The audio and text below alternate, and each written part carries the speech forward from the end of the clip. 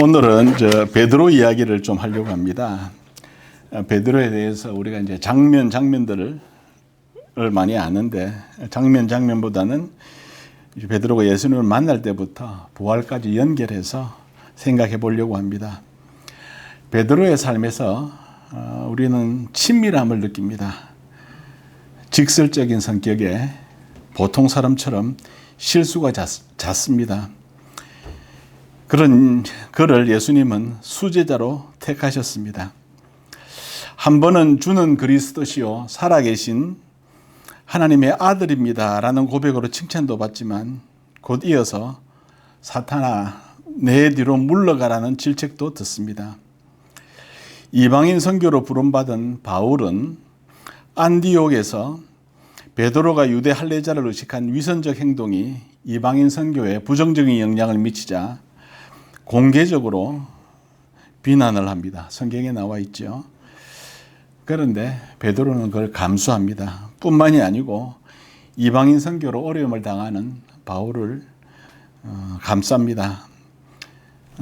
사도행전 15장에 예루살렘 공의회에서 베드로는 바울을 변호하면서 그의 이방인 선교를 정당화합니다. 또한 사랑하는 형제 바울이라고 베드로서에서 베드로 이야기를 합니다. 본질 추구에 베드로는 한결같습니다. 그래서인지 선교사님들 중에 영어 이름으로 피터, 베드로를 쓰시는 분이 많습니다. 저 중에도 두 분이 그렇습니다. 한 분은 키르기스탄에서 청소년들 또 청년들 IT 연수도 하고 또 멘토링도 하고 있습니다. 또 다른 한 분은 부부가 두 분 다 황신해 보니까 황창규고 황상일인데 부부가 르완다에 가서 교회, 유치원, 또 학교 뿐만이 아니라 이제 르완다 축구 대표 선수 코치들 성경 나눔 인도를 하고 있더라고요. 참 훌륭한 그런 분들을 보는데 그분들도 다 피터입니다. 피터. 하여튼 그래서 오늘은 신앙인의 롤 모델이 된 베드로의 삶을 통해서 우리에게 주시는 메시지를 한번 살펴보려고 합니다.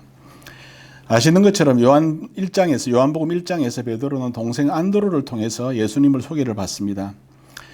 예수님을 먼저 만났던 안드레는 메시아를 만났다며 베드로를 예수님께 데려갑니다. 그때 예수님은 첫 만남에서 베드로에게 게바라는 이름을 주십니다. 만나기 전에 이미 예수님은 베드로를 알고 계셨던 것이죠. 오늘 우리도 마찬가지입니다. 하나님은 우리를 알고 계십니다. 기다리고 또 말씀하십니다. 그런데 자기 것에 충만한 사람은 그 말씀을 못 듣지요. 다음은 누가복음 5장 게네사렛 호숫가에서 제자를 부르시는 장면입니다. 배에서 그물을 씻는 어부 베드로에게 예수님은 깊은 데로 가서 그물을 내려서 고기를 잡으라고 하십니다. 베드로의 응답은 밤이 새도록 수고하였을 때 잡은 것이 없지만은 말씀에 의지하여 그물을 내리겠나이다 합니다. 그런데 예상 밖으로 그물이 찢어질 정도로 많이 잡힙니다.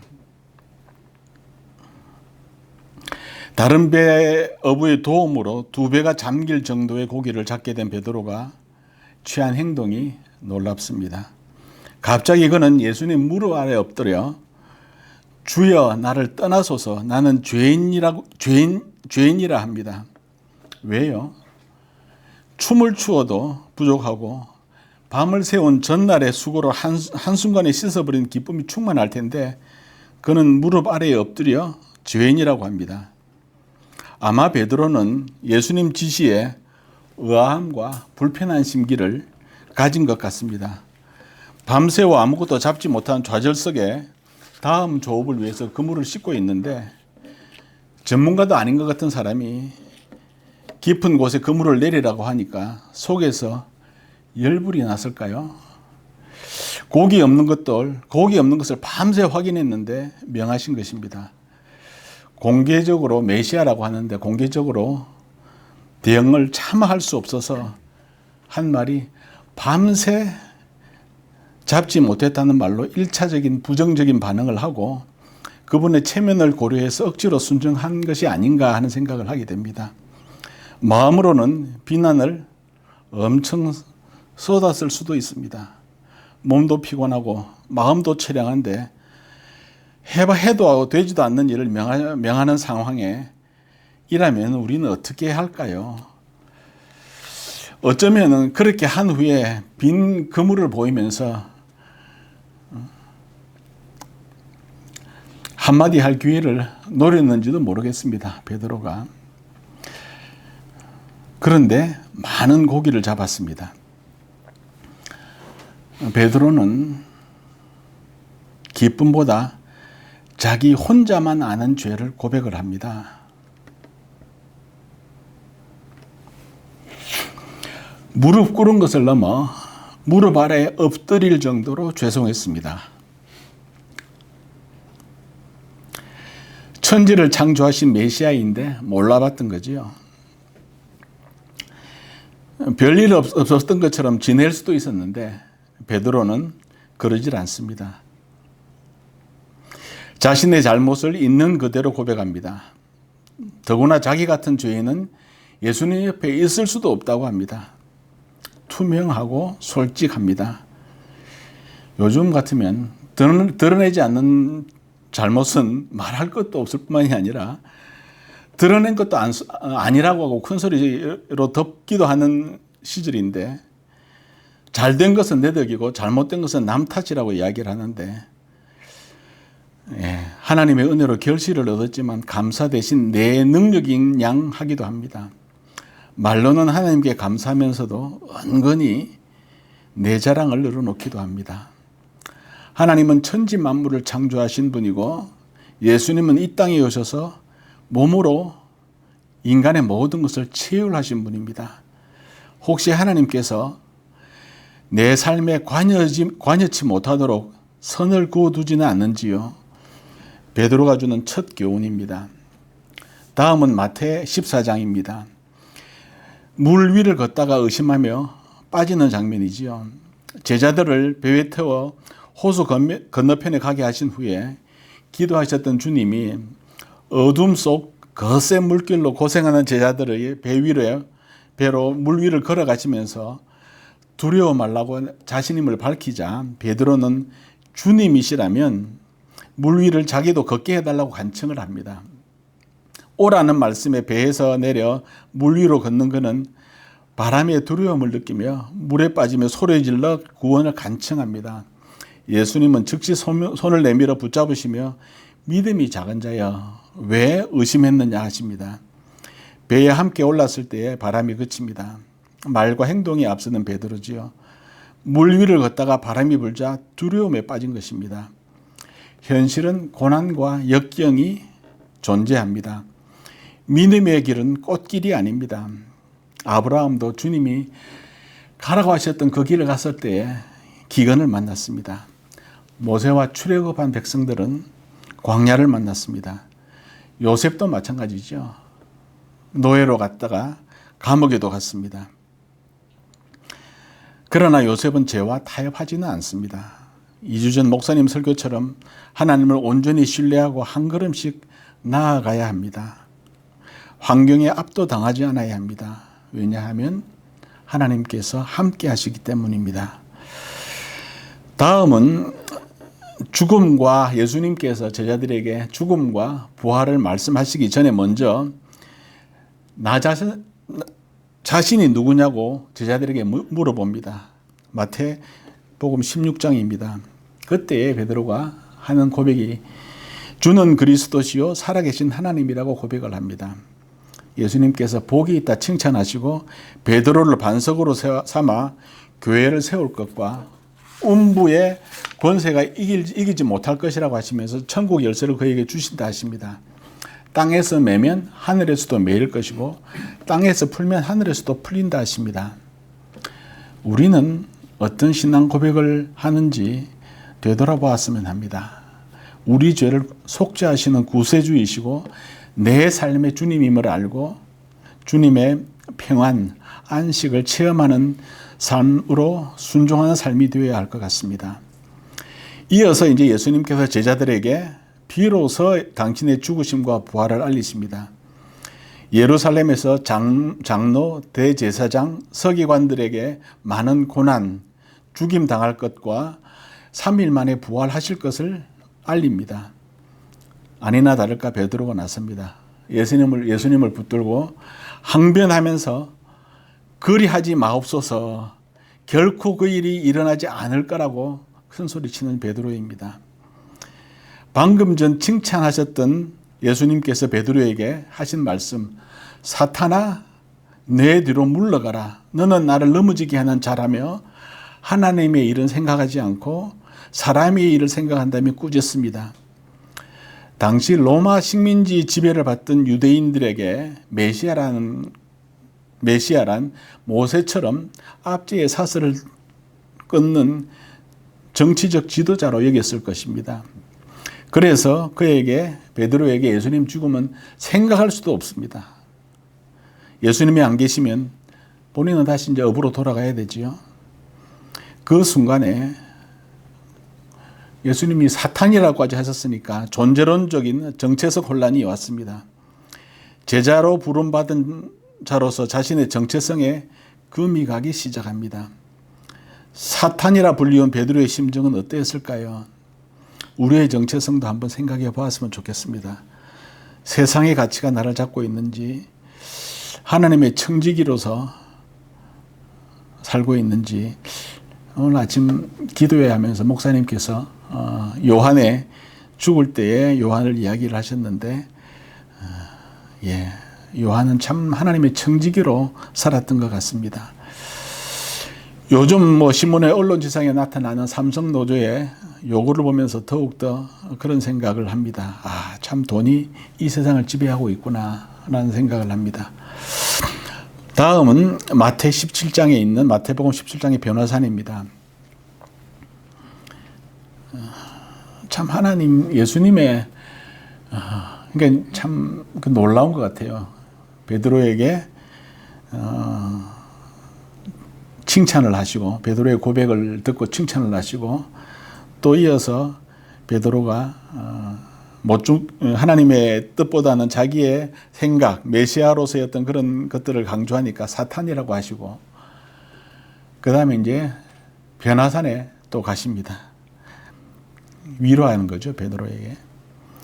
예수님은 베드로와 요한과 함께 변화산에 가셔서 영광스러운 모습으로 바뀌고 모세와 엘리야와 대화를 합니다. 말씀을 하십니다. 이를 본 베드로는 아니나 다를까 가만히 못 있습니다. 영광스러운 변호산에서 위로를 받습니다. 예수님, 초막 3개를 지어서 머물자고 합니다. 죽음 없는 영광을 유지하고 싶습니다. 이때에 하나님께서 나타나십니다. 예수는 내 사랑하는 아들이며 기뻐하는 자니 너희는 그의 말을 들으라 하십니다. 갑작스런 하나님 등장에 제자들이 두려워하자 예수님께서 그들을 손으로 어루만지면서 위로하십니다. 두려워 말라고 안심을 시킵니다.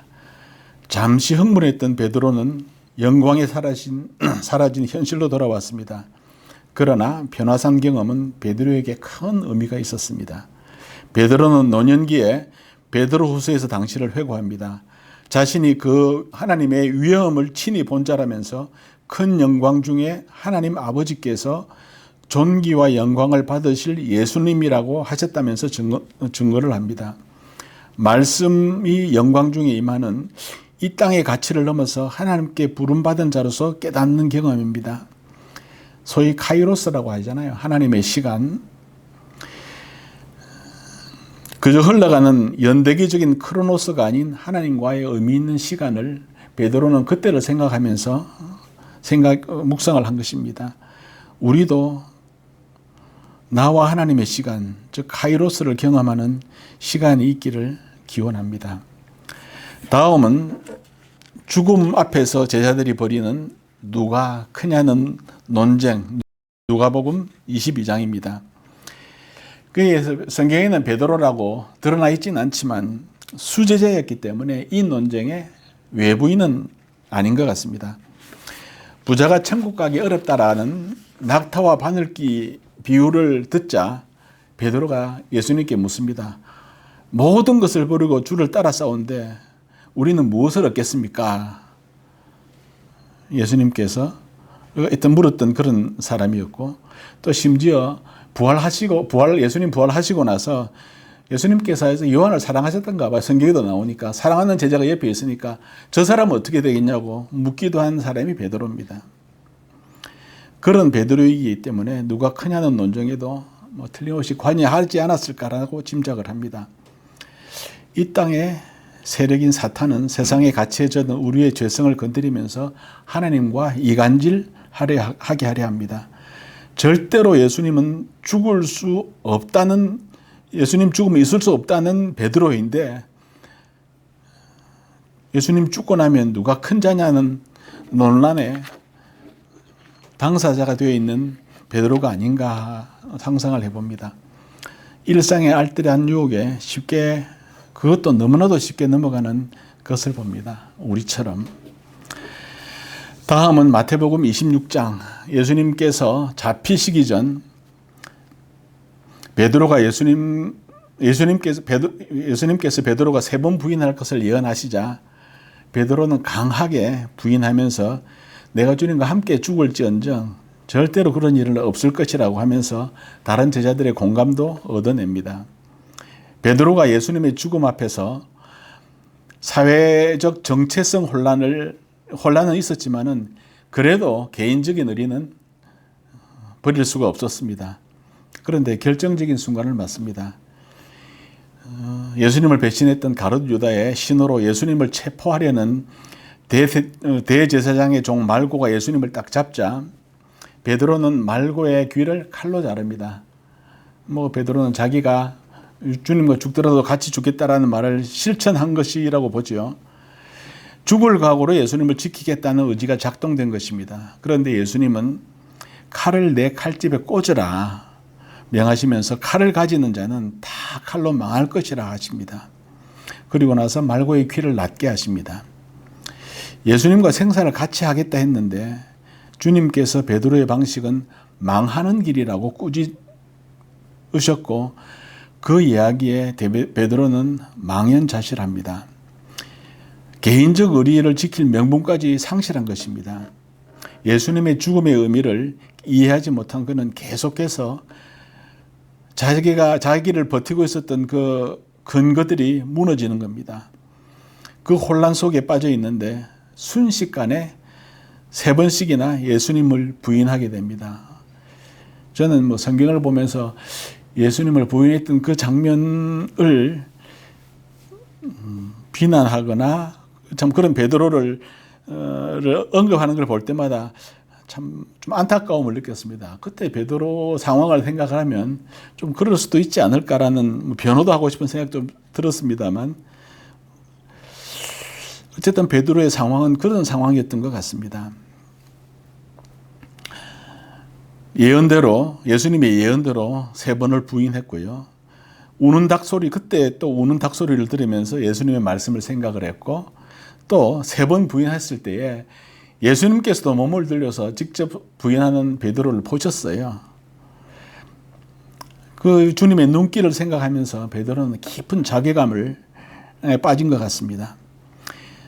이후 예수님께서 부활하셨다는 마리아의 말에 빈 무덤으로 간 다른 제자들은 무덤까지만 갔지만 베드로는 무덤 안으로 들어갑니다. 자기 존재를 유지할 수 있는 지푸라기라도 찾고 싶지 않았을까 하는 생각을 합니다. 그 이후에 부활하신 예수님을 만났지만 대화도 못했습니다. 어쩌면 양심의 가책으로 다가설 용기도 없었을 것입니다. 그래서 베드로는 본업인 업으로 돌아갑니다. 이전 자신에게 익숙한 자기 정체성을 유지할 수 있었기 때문입니다. 이제 마지막 장면, 요한복음 오늘 읽었던 21장입니다. 그 전에 장면이 먼저 나옵니다. 디베랴 호숫가에서 베드로는 도마와 다른 제자들과 함께 고기 잡으러 갔습니다. 그러나 역시 지난번처럼 밤이 지나고 새벽이 이르도록 아무것도 잡지를 못했습니다. 되는 것이 없는 자신이 처한 상황 그대로를 보여주는 것 같습니다. 그때 예수님이 나타나십니다. 제자들은 그분이 예수님인 줄 몰랐습니다. 잡은 것이 있냐고 묻자 제자들은 없다고 답합니다. 예수님은 오른편으로 그물을 던지라 하십니다. 말씀대로 그물을 던지니 물고기가 많아 들지를 못합니다. 요한이 주님이시라 하자 베드로는 벗었던 겉옷을 두르고 바다로 내려가 육지로 달려갑니다. 고기보다 주님을 만나고 싶었습니다. 게네사렛 호수에서 제자로 부름받은 장면도 생각났을 것입니다. 그때는 죄인인 자신을 떠나셔라 했지만 이번에는 자신은 어떻게 해야 하는지 묻고 싶었을 것입니다. 육지에 오르니 예수님은 숯불 위에 떡과 생선을 굽고 계시면서 조반을 먹으라 하십니다. 잡은 것도 갖고 오라고 하십니다.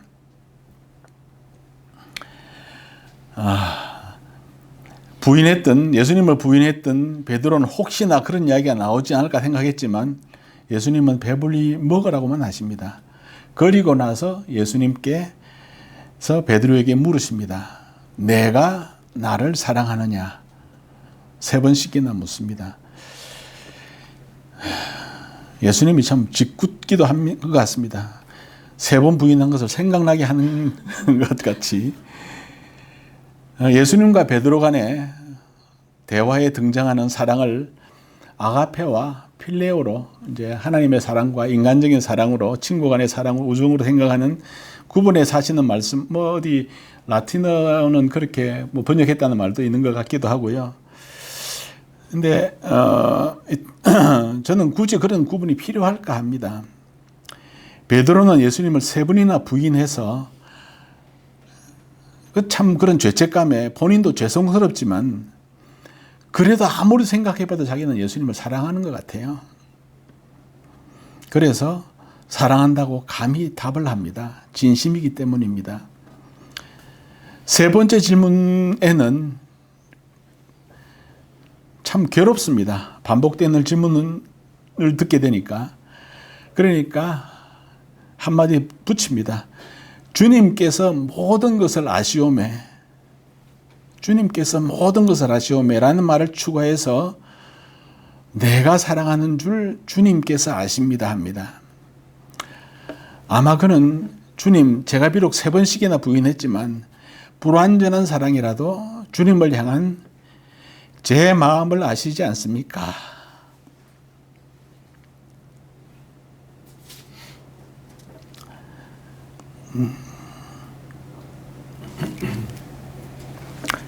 절박하고 절절한 심정으로 주님께 토로한 것입니다. 말이 필요 없는 심정 대 심정의 소통입니다. 이에 또 말씀하십니다. 내 양을 치라. 베드로의 마음속 질문인 정체성에 예수님은 내 양을 치라는 동일한 말씀으로 답을 주시는 겁니다. 아마 예수님의 의도는 정체성은 일이 아니라 하나님의 사랑에서 비롯되는 것을 말한 것이 아닐까 하는 생각을 해봅니다. 예수님의 제자의 정체성은 일에 앞서서 하나님의 사랑에서